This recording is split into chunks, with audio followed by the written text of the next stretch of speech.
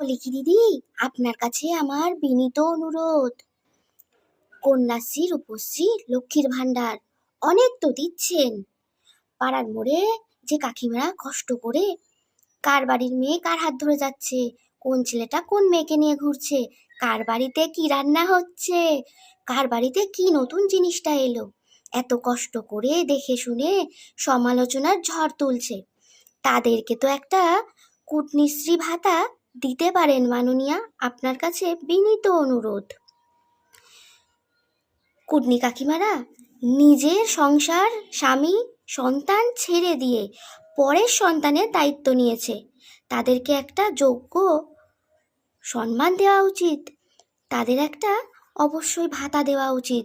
কষ্ট করে তারা এত কাজ করছে। মাননীয়া, আপনার কাছে বিনীত অনুরোধ, 2026-এ কূটনীশ্রী ভাতা চালু করুন।